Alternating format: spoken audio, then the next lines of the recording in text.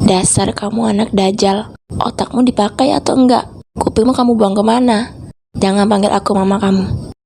Disitulah Fadli merasa sangat sakit hati dan emosi mendengarnya. Fadli gelap mata. Kemudian ia mencekik leher ibunya dengan kedua tangannya, sehingga membuat ibunya kesulitan bernafas. Assalamualaikum warahmatullahi wabarakatuh. Apa kabar kalian semua? Semoga sehat selalu, dilancarkan dalam beraktivitas. Dalam video kali ini kembali kita akan mengulas kejadian atau kasus yang terjadi di seluruh penjuru dunia ini. Kejadian kali ini terjadi pada Minggu tanggal 19 bulan November di tahun 2023 lalu, sekitar pukul 17.30 atau jam setengah 6 sore hari. Kejadian ini terjadi di Kalimantan, di mana ada seorang mahasiswa bernama Fadli Sukamto yang berumur 22 tahun pada kala itu. Ia tega menghabisi nyawa ibu kandungnya sendiri. Adapun motif eksekusi tersebut lantaran sakit hati sering dimarahi. Ia mengakui seringkali mendapat telepon selama berkuliah di perantauan. Dalam panggilan telepon tersebut, ibunya sering ngomel-ngomel tidak jelas, memarahi hingga mengeluarkan kata-kata kasar. Bagaimana cerita selengkapnya? Langsung saja kita libas.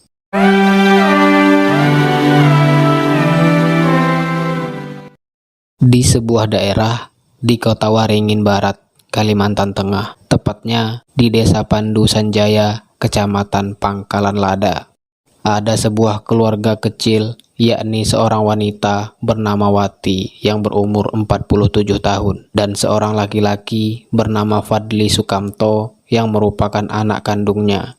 Diketahui Wati merupakan seorang janda. Ia menghidupi anaknya tersebut seorang diri tanpa adanya sosok suami. Ia mendidik anaknya dengan cara keras, kasar, dan sering marah. Mungkin sekilas cara dirinya menyampaikan rasa sayang terhadap anak satu-satunya itu. Diketahui Fadli ini sendiri merupakan seorang mahasiswa semester akhir. Ia berkuliah di Universitas Islam Sultan Agung atau Unisula yang ada di Kota Semarang, Jawa Tengah. Ia seorang perantau, menuntut ilmu dan untuk menambah pengalaman. Ia meninggalkan ibunya sendiri di Kalimantan demi mengejar cita-citanya. Kendati demikian, ibunya sering memantau Fadli via telepon. Apapun yang dilakukan Fadli selalu dikomentari ibunya. Di situ, Fadli tampak terus menuruti kemauan ibunya, berusaha tidak melawan. Mungkin di situ Fadli mengerti ibunya ingin melihat anaknya sukses, walaupun dengan cara demikian.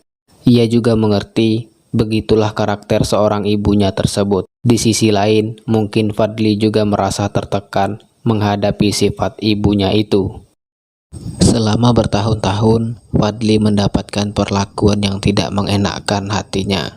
Ia merasa sakit hati kepada ibunya, namun ia terus memendam perasaan itu. Hari demi hari, ia lalui dengan panggilan telepon dari ibunya yang sepanjang durasi panggilan telepon itu, ia mendengar omelan ibunya. Dari awal masuk kuliah hingga pada saat itu dirinya sedang sibuk dengan tugas kuliah, membuat Fadli merasa stres dan sakit kepala, di mana setiap hari mendapat tekanan. Di sisi lain, ia harus menyelesaikan tumpukan tugas kuliah. Di situ, Fadli mulai muak dengan tingkah laku ibunya. Jangankan mendapatkan perhatian, support, dan juga merasa disayang, malah ia merasa risih dan tidak semangat.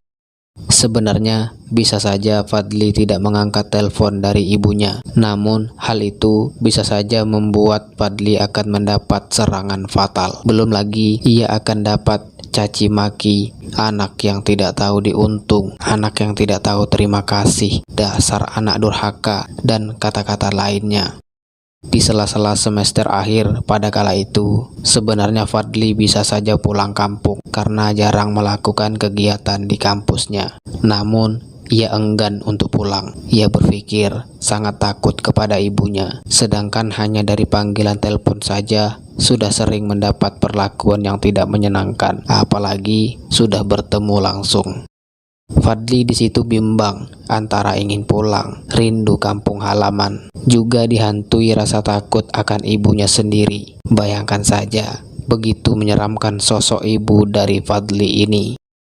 Singkat cerita, tibalah di suatu hari. Seperti biasanya, ia mendapat notifikasi panggilan telepon dari sang ibu.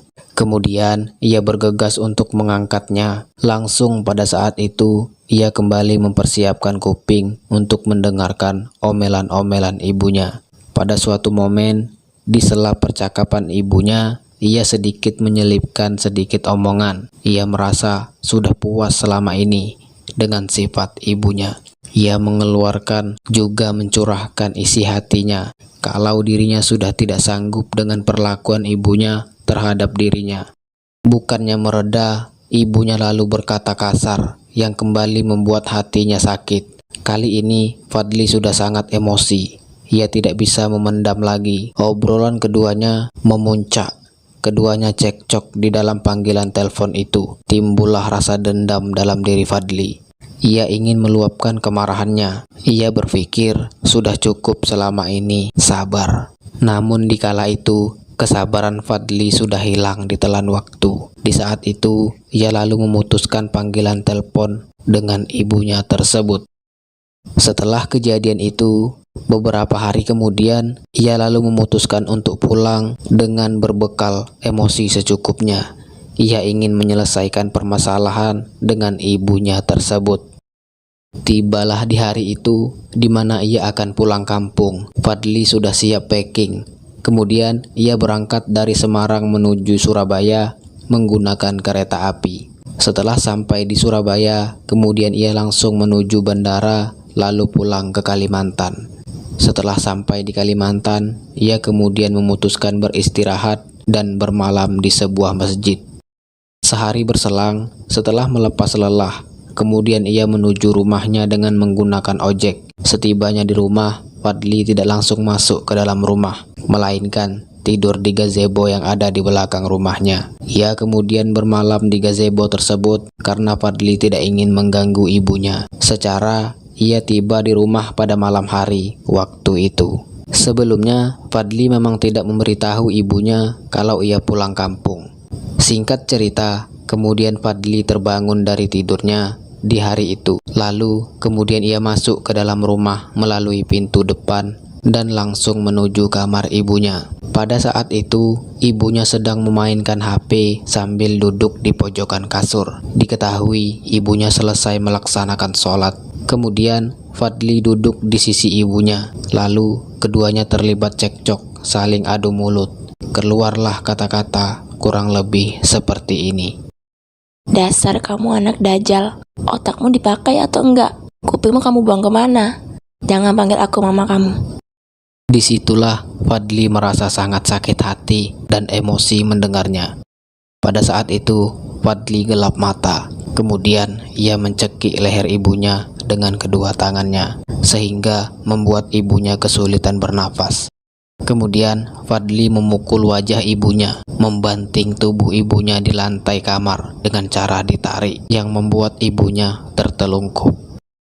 Wati kemudian berusaha untuk bangun, namun Fadli sigap mengambil setrika dan menghantam setrika tersebut ke kepala ibunya. Di situ sudah banyak cairan merah keluar dari tubuh Wati, terlihat dari lantai kamar tersebut.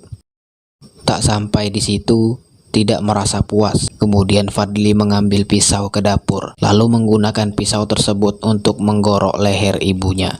Di situ, Wati sudah kehilangan nyawanya. Usai melakukan perbuatan keji itu, kemudian ia berdiam diri di dalam kamarnya. Ia baru menyadari apa yang ia perbuat kepada ibu kandungnya tersebut. Fadli mulai menyesali perbuatannya, dihantui rasa bersalah.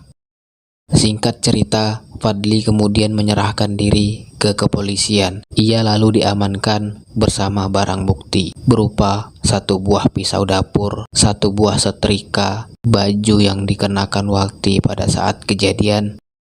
Kemudian, Fadli harus mempertanggungjawabkan perbuatannya yang tidak sepatutnya ia lakukan terhadap ibu kandungnya itu. Fadli dijerat dengan hukuman yang berlaku, ancaman hukuman mati dan atau penjara seumur hidup. Terima kasih telah menonton video ini. Semoga mendapatkan pembelajaran berharga. Apabila ada kesalahan, informasi yang kurang, ataupun pendapat yang berbeda, mohon dimaafkan.